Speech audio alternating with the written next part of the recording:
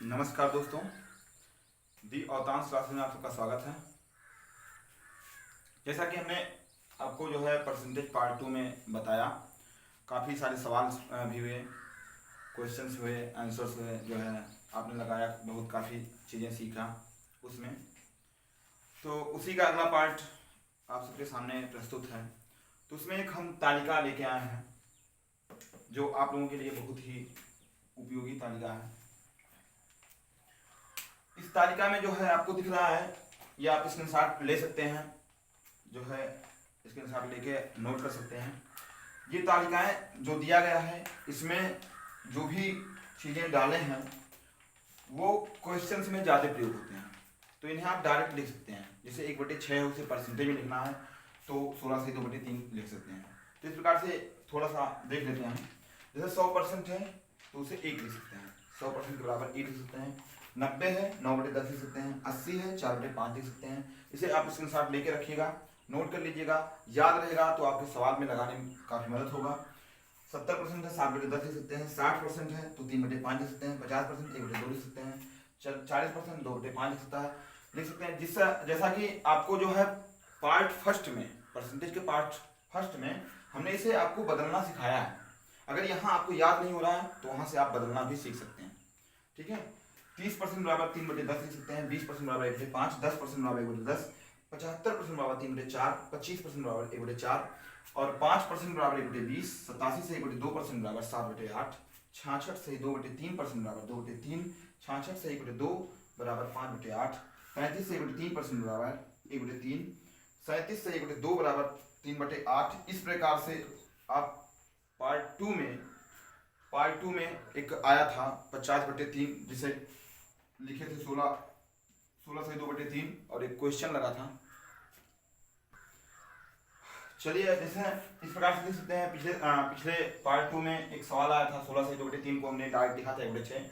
तो इसे थोड़ा सा हल कर लेते हैं, एक बार फिर से बता देते हैं आपको। देखिए यहाँ लिखते हैं 16 से 2/3 को हल करते हैं।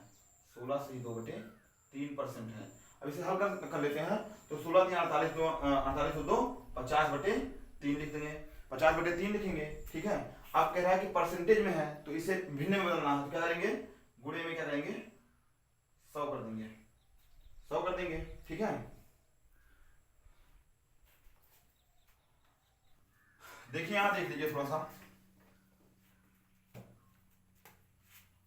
देखिए 16 सही 2/3% है, परसेंट है। इसे हम भिन्न में बदलेंगे पहले तो हो जाएगा 16 3 48 दुनिया 2 50/3% में है, ठीक है।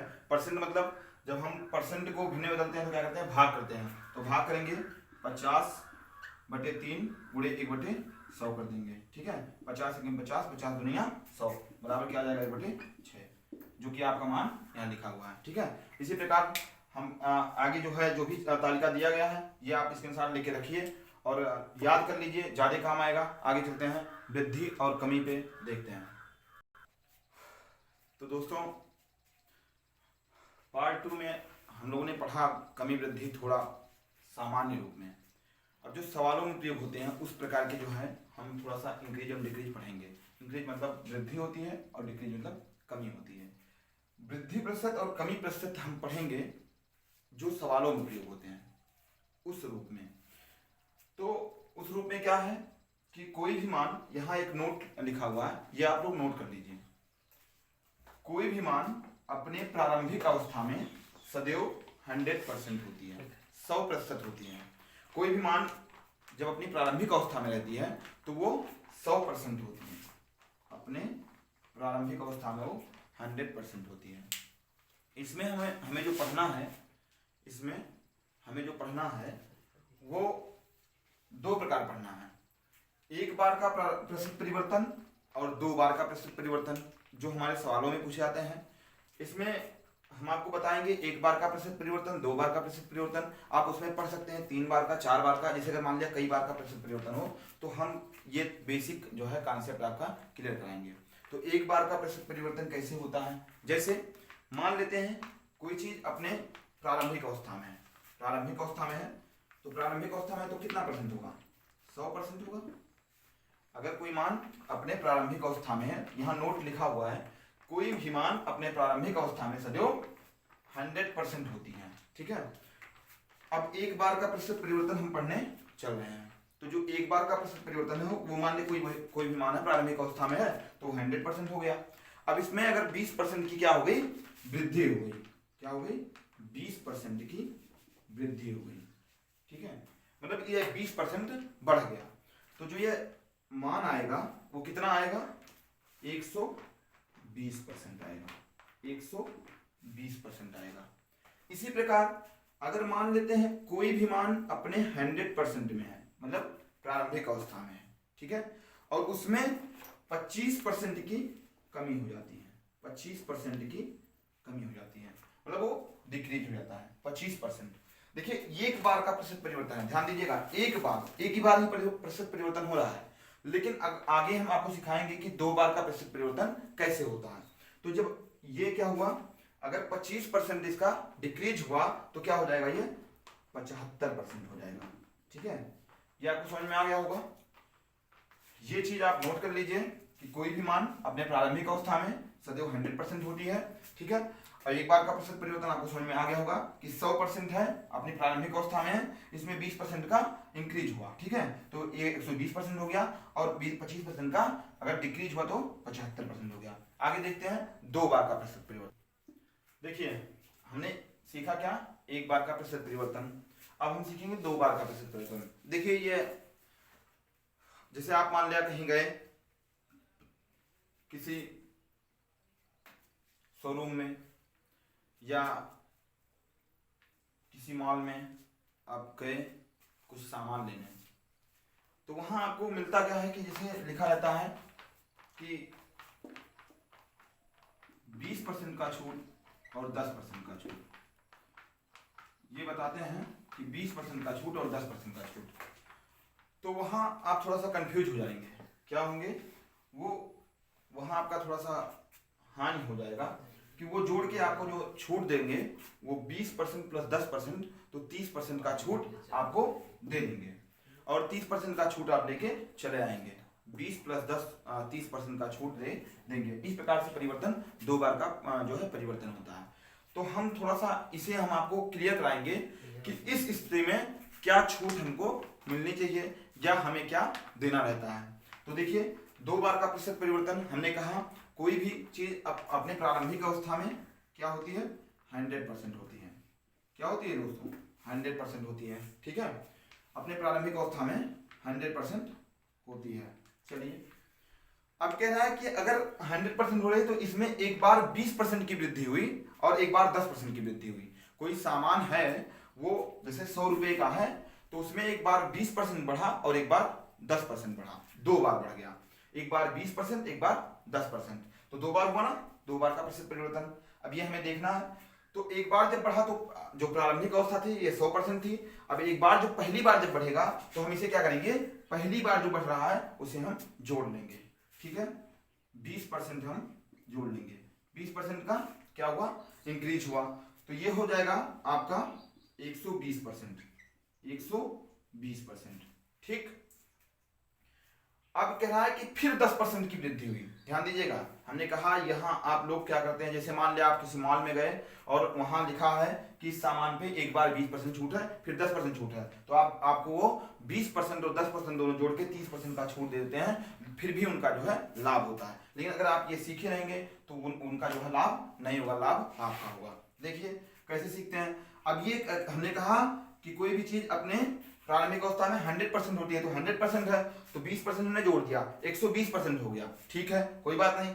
लेकिन अब क्या हुआ, 10% और वृद्धि हुई, तो ये 120 जो है ये अब अपने प्रारंभिक अवस्था में आ गया। किसमें आ गया, अपने प्रारंभिक अवस्था में आ गया। ठीक है, तो प्रारंभिक अवस्था में आ गया, तो अर्थात 120 का 10% हम निकालेंगे, 120 का 10%, ध्यान दीजिएगा, तो 120 का 10% जब निकालेंगे, 120 का 10% निकालेंगे।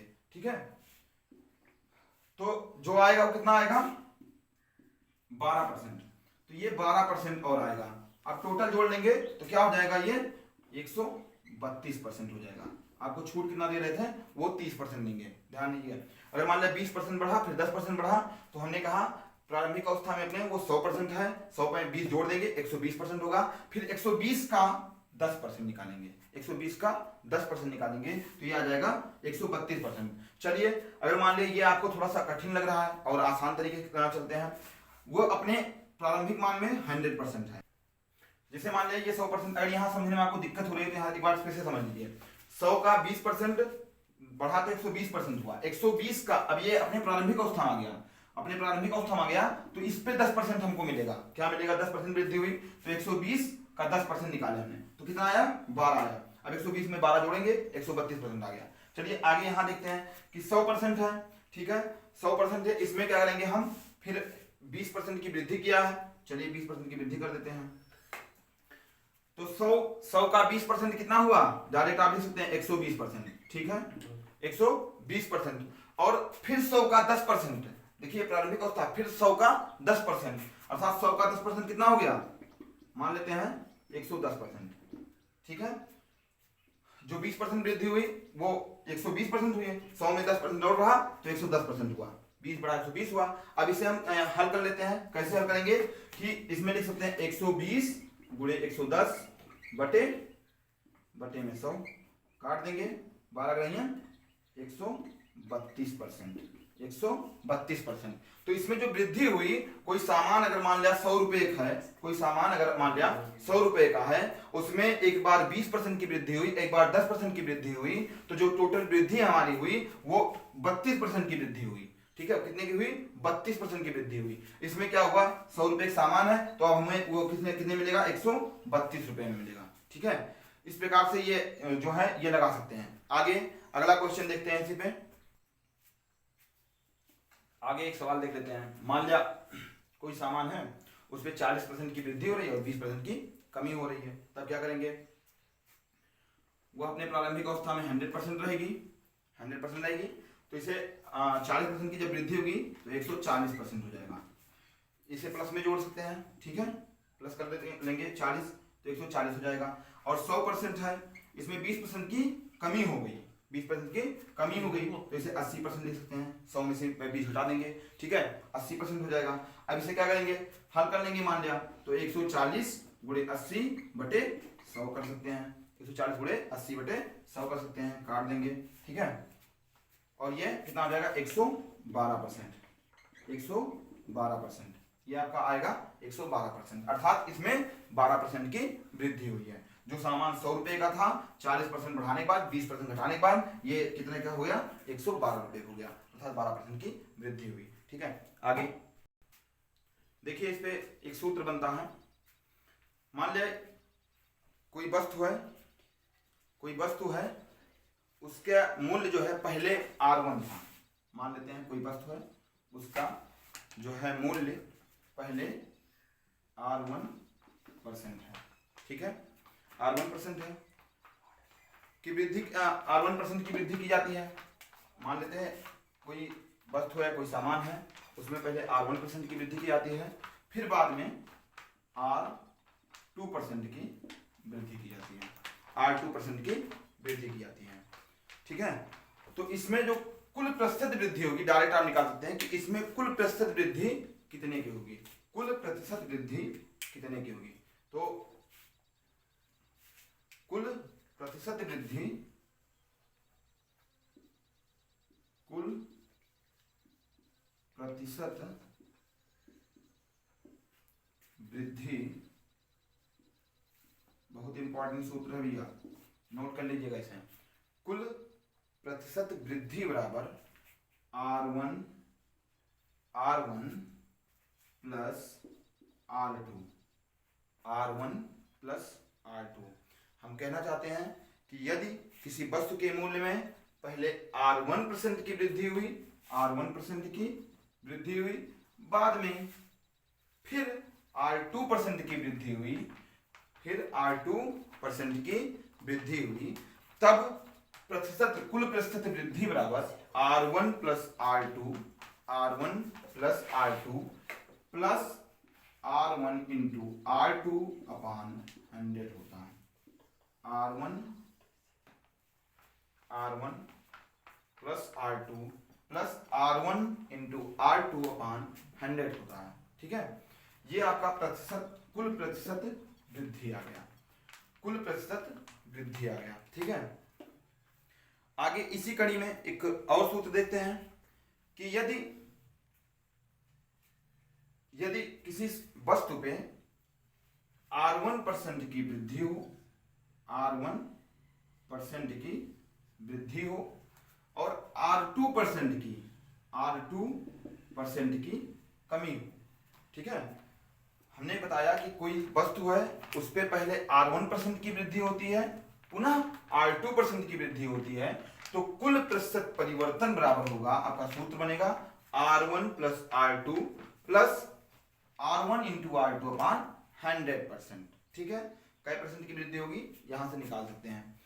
आगे अगर किसी में R1% की, मान लिया कोई वस्तु है, ठीक है, या कोई सामान है, उसके मूल्य में R1% की वृद्धि हो रही है और R2% की कमी हो रही है, तब कुल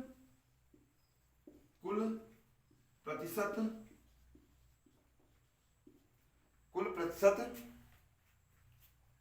वृद्धि या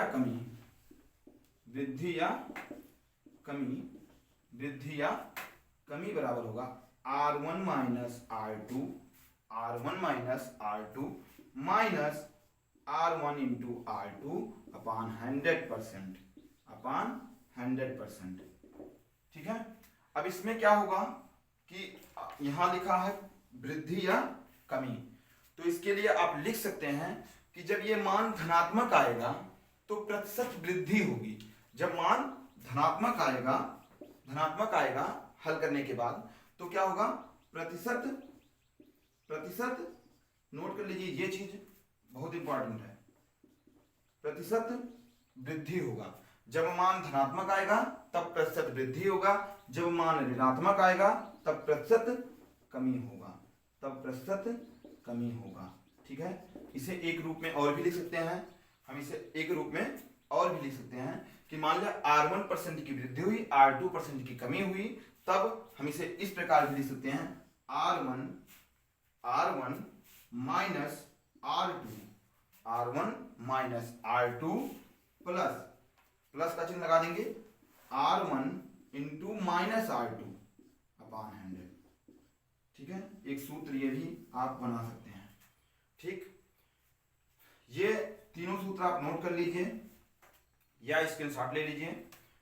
एक बार हम आपको फिर से बता रहे हैं, ध्यान से देख लीजिएगा, बहुत इंपॉर्टेंट सूत्र है और इस पे कई सवाल आते हैं। यदि किसी वस्तु में R1% की वृद्धि होती है, पुनः R2% की वृद्धि होती है, तब कुल प्रतिशत वृद्धि बराबर R1 plus R2 plus R1 into R2 अपान 100%।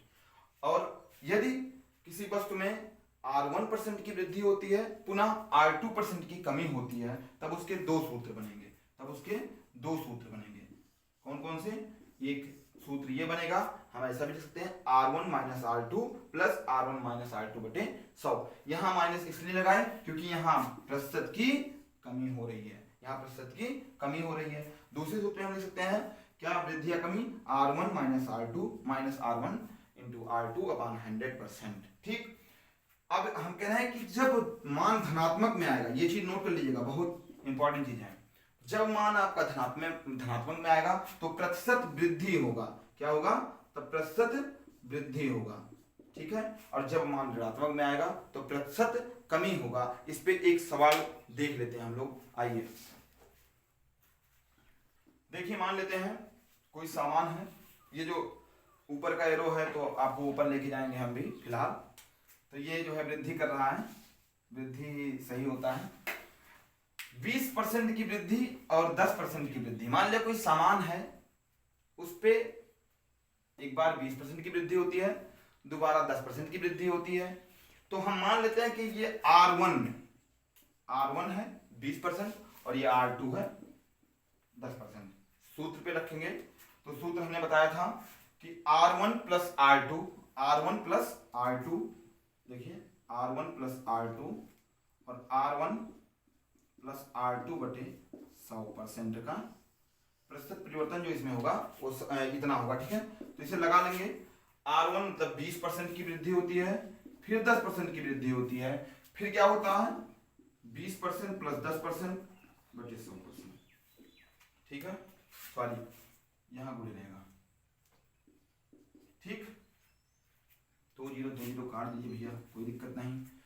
इस 20 और 10 को जोड़ेंगे, क्या हो जाएगा 30 और प्लस 2 एकम 2, कितना परिवर्तन हुआ, कुल प्रतिशत परिवर्तन 32% हुआ। हमने आपको एक तरीका ऐसे बताया कि आपको प्रारंभिक मान मान लेंगे कि 100% है, 100% में 20 जोड़ देंगे और उसके बाद 20% का 10% निकाल लेंगे और जो आएगा वो जोड़ लेंगे, जो आएगा वो उत्तर होगा। एक तरीका हो गया। दूसरा आपका सूत्र से हो गया कि जो है R1 plus R2 plus R1 into R2 upon 100, ठीक है। तो हम करेंगे 20 प्लस 10 प्लस 20 गुणे 10 बटे 100, हल करेंगे 32%। जो कुल परिवर्तन कितना आया 32% आया, ठीक है। आगे आइए देखते हैं, इसी पे एक सवाल और देख लेते हैं कि मान लेते हैं R1 बराबर 20% की वृद्धि होती है और R2 बराबर 10% की कमी होती है, 10% की कमी होती है। तब क्या करेंगे, हमने आपको सूत्र बताया था कि जब एक वृद्धि हो रही है दूसरी कमी हो रही है, तो R1 मतलब कितना लिखेंगे 20, इसका सूत्र जो बताए थे, सूत्र क्या था R1 minus R2 minus R1 into R2, ठीक है, बटे 100। कुल प्रतिशत परिवर्तन बराबर कितना होगा, तो R1 कितना है 20% माइनस 10% माइनस 20 इंटू 10 बटे 100, काट देंगे यहाँ से यहाँ तक, ठीक है। 20 में से 10 घटाएंगे कितना आएगा, ये 10 आ जाएगा, माइनस 2 हो जाएगा, तो कितना हो जाएगा 8%।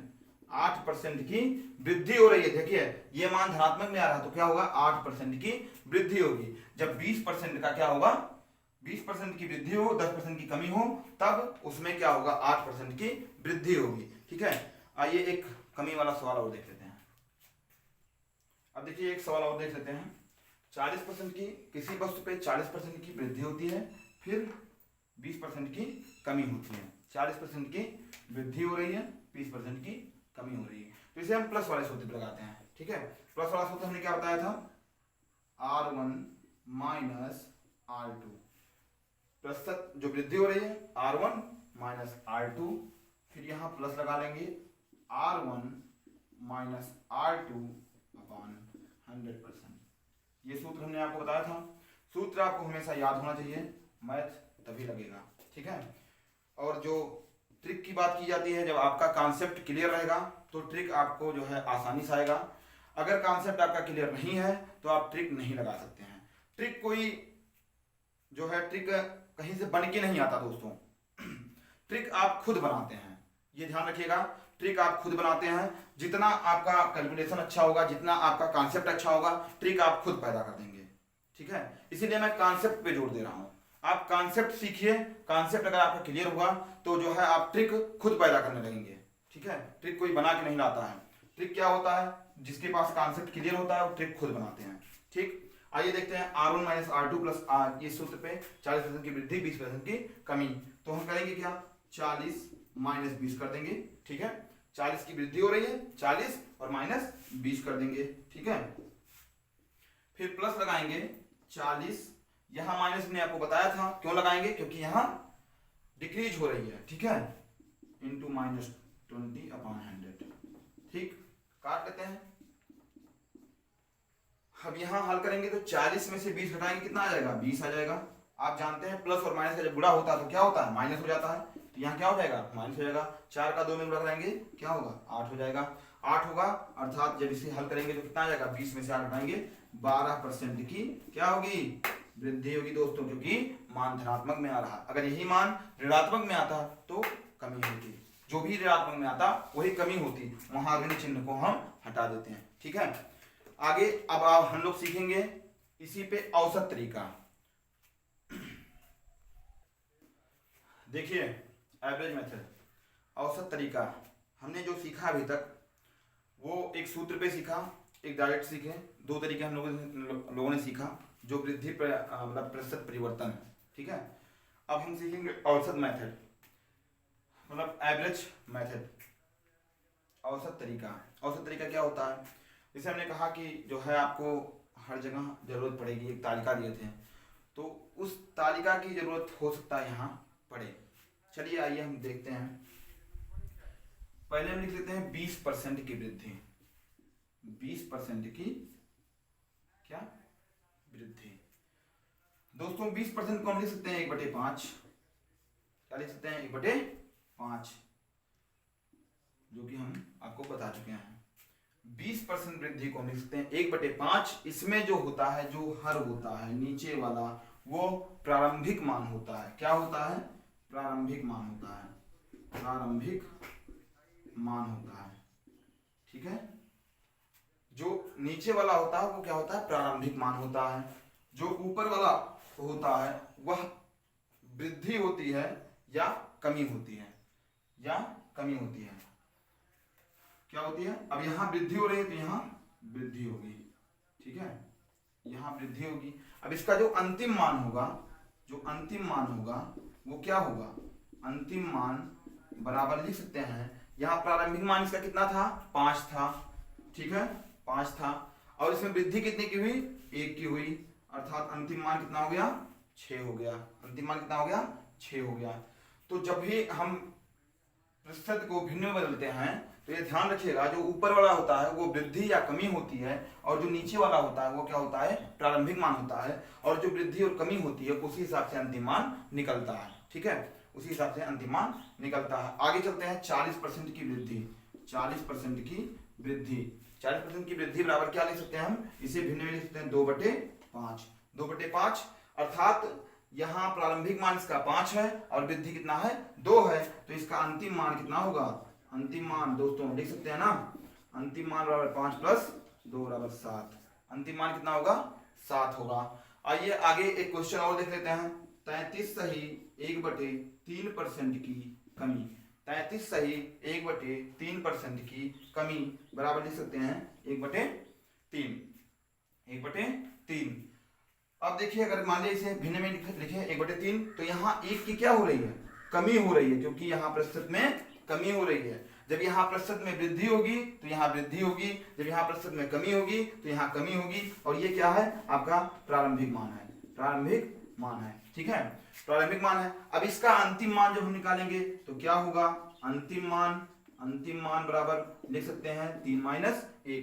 3 - 1, यहाँ 1 की कमी हो रही ना, 1 की कमी हो रही है, तो इसका अंतिम मान क्या हो जाएगा? 2 हो जाएगा। इसका अंतिम मान क्या हो जाएगा? 2 हो जाएगा। देखिए एक बार फिर से देखिए, 20% की वृद्धि हो रही है तो हम इसे लिख सकते हैं 1/5। ऊपर वाला जो होता है वो वृद्धि होता है, नीचे वाला जो होता है वो प्रारंभिक मान होता है। और जो वृद्धि हो रही है तो जोड़ेंगे, कमी हो रही है तो घटाएंगे। यहाँ वृद्धि हो रही है, जोड़ दिए 6 हो गया अंतिम मान, और यहाँ कमी हो रही है, घटा दिए, अंतिम मान 2 हो गया, ठीक है। आगे अगला क्वेश्चन देखते हैं। चलिए देखते हैं। हमने एक सूत्र से देखा, एक जो है डायरेक्टली देखा, अब औसत मेथड से इसे लगाते हैं, ठीक है। हमने कहा कि 20% का वृद्धि हो रहा है, 10% का वृद्धि हो रहा है। किसी वस्तु में 20% की वृद्धि और 10% की वृद्धि हो रही है। तो चलिए लिख लेते हैं 20% बराबर 1/5 और 10% बराबर 1/10। अब ये सब चीजें अगर आपको या तो आनी चाहिए या तो याद होनी चाहिए। या तो आपको आनी चाहिए कि कैसे बदला जाता है, या तो याद होना चाहिए। आने के लिए आप परसेंटेज पार्ट 1 में जाएंगे तो ये आपको सिखाया गया है कि कैसे निकलती हैं, ठीक है। 20% बराबर 1/5, 10% बराबर 1/10, ठीक है। इनका प्रारंभिक मान क्या होगा? प्रारंभिक मान हमने कहा नीचे जो होता है प्रारंभिक मान होता है। इसका प्रारंभिक मान 5 होगा और इसका प्रारंभिक मान 10 होगा। ध्यान दीजिएगा, बहुत ही कारगर तरीका है, बहुत ही कारगर तरीका है। यहाँ 5 होगा, यहाँ 10 होगा। अगर वीडियो आपको समझ में आ रहा है तो लाइक जरूर कीजिए, ठीक है। और इसका अंतिम मान क्या होगा दोस्तों? अंतिम मान बराबर, ठीक, यहाँ भी वृद्धि हो रही है, यहाँ भी वृद्धि हो रही है। यहाँ वृद्धि होगा तो क्या होगा? 5 में 1 जोड़ेंगे क्या हो जाएगा? 6 हो जाएगा, ठीक है। और यहाँ वृद्धि हो रही है, 10 में 1 जोड़ेंगे क्या हो जाएगा? 11 हो जाएगा, ठीक। चलिए इसे गुणा कर लेते हैं। गुणा कर लेंगे तो हमें मिलेगा यहाँ 50, यहाँ 66, यहाँ 50, यहाँ 66, ठीक है। 10 बचे 50, क्या आ चुके 66। ध्यान से देखिएगा, 20% की वृद्धि और 10% की वृद्धि। 20% को लिखेंगे 1/5, 10% को लिखेंगे 1/10। ध्यान से देखिएगा, प्रारंभिक मान इसका 5 है और इसका 10 है। जो नीचे होता है प्रारंभिक मान होता है, बार बार ध्यान दीजिएगा। 5 × 10 करेंगे 50 आएगा, और अंतिम मान इसका होगा 5 में 1 जोड़ेंगे, वृद्धि हो रही है तो 6, और 10 में 1 जोड़ेंगे तो यहां भी वृद्धि हो रही है तो 11, 11 छक्के 66। वृद्धि कितना हुआ ये हम आपको पहले वीडियो में सिखाए हैं, ध्यान दीजिएगा। वृद्धि कितना हुआ, वृद्धि जो हुआ ये आपको हम सिखा चुके हैं ऑलरेडी, ठीक है। वृद्धि जो हुआ वो कितना हुआ, 16 का वृद्धि हुआ। कितना वृद्धि हुआ, 16 का वृद्धि हुआ। 16 का वृद्धि हुआ। हमने उसमें बताया था कि किससे तुलना होगी, जिससे तुलना होगी वो कहां होगा, नीचे रहेगा। नीचे कर दीजिए भैया, 50 से तुलना हो रही ना। अरे भाई वृद्धि कितना हुई, कोई वस्तु ऐसे मान लीजिए कोई वस्तु 50 की थी और बाद में 66 की हो गई। हमने पहले और बाद में आपको बताया है, आप इसके पहले वाले वीडियो में देख लीजिएगा, ठीक है। वृद्धि कितना हुई, 16 की हुई। और किससे हुई, किससे हुई भाई वृद्धि, 50 से तो वृद्धि हुई, तो 50 से वृद्धि हुई अर्थात 16/50 गुणे 100 कर देंगे, ठीक है। 50 से काट देंगे तो कितनी वृद्धि हुई भैया, 32% की वृद्धि हुई। कितनी वृद्धि हुई, 32% की वृद्धि हुई, ठीक है। आप ये हमने आपको सिखा चुके हैं, इसीलिए जो है वृद्धि और कमी में आपको हम नॉर्मल चीजें सिखा रहे थे कि यहाँ डायरेक्ट आप लगा सकें, ठीक है। आगे एक कमी वाला देख लेते हैं। आगे देखिए 40% की वृद्धि और 20% की कमी हो रही है, ठीक है। तो क्या करते हैं, 40% बराबर हम लिख सकते हैं 2/5 और 20% बराबर लिख सकते हैं, क्या लिख सकते हैं दोस्तों, 1/5, 1/5, ठीक है। इतना लिख सकते हैं। अब इसका प्रारंभिक मान क्या होगा, प्रारंभिक जो मान होगा वो 5 होगा, देखिए नीचे है ना, 5 होगा। और अंतिम मान जो होगा, जो अंतिम मान होगा वो क्या होगा, यहाँ वृद्धि हो रही है, ध्यान दीजिएगा, यहाँ वृद्धि हो रही है तो 7 हो जाएगा, और यहाँ कमी हो रही है तो 4 हो जाएगा, ठीक है। अब ये आपका 25 हो जाएगा, ये 28 हो जाएगा, ठीक है। अब यहाँ परिवर्तन क्या हुआ, वृद्धि हुआ ना। वृद्धि कितने की हुई, 3 की हुई, 3 की वृद्धि हुई, 3 की वृद्धि हुई। और 25 किससे तुलना कर रहे हैं, 25 से बढ़िया ना 28, 25 से बढ़ के 28 हुआ ना। तो अगर 25 से बढ़ के 28 हुआ तो यहाँ 25 कर देंगे, गुणे 100 कर देंगे। 25 चौका 100, 25 चौका 100। यहाँ आपका हो जाएगा 4 × 12% का क्या होगा, वृद्धि होगा दोस्तों। 12% का क्या होगा, वृद्धि होगा। अब एक सवाल और देखते हैं इस पे, उसके बाद जो है देखिए ऐसे भी क्वेश्चन आते हैं। 12 से 1/2% की कमी हो रही है, 14 से 2/7% की वृद्धि हो रही है। तो 12 से 1/2% को हम लिख सकते हैं, 12 से 1/2% को हम लिख सकते हैं, क्या लिख सकते हैं, 1/8, 1/8। और 14 से ही 2/7 को हम लिख सकते हैं, क्या लिख सकते हैं दोस्तों, 1/7, 1/7, ठीक है। इसका प्रारंभिक मान जो होगा वो क्या होगा, इसका प्रारंभिक मान 8 और 7 होगा, 8 × 7 कर लेंगे, ठीक है। और इसका अंतिम मान जो होगा, यहाँ देखिए कमी हो रही है तो कमी हो रही है तो 7 हो जाएगा, 8 में से घटाएंगे 7 हो जाएगा। और यहाँ वृद्धि हो रही है तो 7 में से घटाएंगे 8 हो जाएगा, ठीक है। तो यहाँ जो आएगा 56 आएगा, तो 56 दोनों का आएगा, 8 से 56, 8 से 56, ठीक है। यहाँ काट भी सकते हैं, ठीक है। तो अगर 56 आ रहा है तो इसमें ना परिवर्तन, इसमें जो है ना वृद्धि हो रही है ना कमी हो रही है, ना इसमें वृद्धि हो रही है ना कमी हो रही है। यहाँ 56, यहाँ 56, दोनों बराबर है। एक क्वेश्चन आपको हम दिखाएंगे 3 वाला, जैसे ये 2 तो हम सीख चुके हैं, और एक आपको दिखाएंगे हम 3 वाला, ठीक है। आइए देखिए आगे देखिए। अगर मान लिया जैसे हमने आपको बताया था 2, 3, 4 जो भी करना चाहते हैं, तो 3 वाला एक उदाहरण आप देख लेते हैं। 10% की वृद्धि, 20% की वृद्धि और 30% की वृद्धि। मान लिया जाए आप कहीं गए हैं, ठीक है, और जाने के बाद आपको ये कोई भी कह रहे हैं कि हम जो छूट देंगे वो 10% की, 20% की और 30% की आपको छूट देंगे। तो आप ये मत सोच लीजिएगा 30, 20, 50, 10, 60% का ही छूट मिलेगा। ध्यान दीजिए क्या मिलेगा वो आप देखते रहिएगा, ठीक है। तो इसमें क्या करेंगे, हम 10% को लिख सकते हैं, क्या लिख सकते हैं दोस्तों, 10% के ऊपर 10 लिख सकते हैं, ठीक है। और 20% को क्या लिख सकते हैं, 20% को 1/5 लिख सकते हैं, ठीक है। और 30% को क्या लिख सकते हैं, 30% को हम लिख सकते हैं 3/10। ठीक है। अब इनका जो प्रारंभिक मान होगा वो क्या होगा, प्रारंभिक मान जो होगा वो क्या होगा दोस्तों, प्रारंभिक मान नीचे रहता है 10 गुणे 5 गुणे 10। ठीक है। और अंतिम मान क्या होगा, अंतिम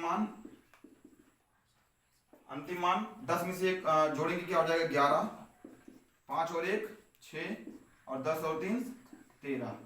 ये आपका हो जाएगा 10 × 50 दाइयां 500 हो जाएगा। ठीक है। 13 × 78 78 ग्रहणीय हो जाएगा आपका 858। ठीक है। अब क्या करेंगे, यहां परिवर्तन हुआ, कितना वृद्धि हुआ, जो वृद्धि हुआ 858 से 500 घटाएं तो कितना वृद्धि हुआ 358 का वृद्धि हुआ, 358 का वृद्धि हुआ। अब इसमें जो है किससे वृद्धि हुआ, 500 से वृद्धि हुआ तो 500 लिख देंगे और गुणे में 100 कर देंगे, काट देंगे। ठीक है। 5 × 7 = 35 हो जाएगा और 5 × 1 = 5 हो जाएगा और 40, 5 × 6 देखिए। तो इसमें 71.6% क्या होगा, 71.6% की आपको अगर छूट दे रहा है तो 71.6% का छूट मिलेगा। ऐसे आप कहीं जाइए 10%, 20%, 30% लिखा तो 30, 20, 50, 10, 60 जोड़ के दे देंगे तब भी जो है 11, 11.5% का उनको लाभ होगा। तो इस प्रकार से क्या हो जाएगा 71.6% ये होगा। इसमें क्या होगा जब 10% की वृद्धि, 20% वृद्धि, 30% वृद्धि तो कितने वृद्धि होगी, टोटल 71.6% की वृद्धि होगी। ठीक है। और दोस्तों लाइक शेयर सब्सक्राइब आप करते रहिए। ठीक है। अगला वीडियो जो है आपको जो भी रहेगा वो आपको मिलेगा और अच्छे क्वेश्चंस मिलेंगे, अच्छे टॉपिक्स मिलेंगे। तो आप जो है अवतांश क्लासेस पे जुड़े रहिए। धन्यवाद।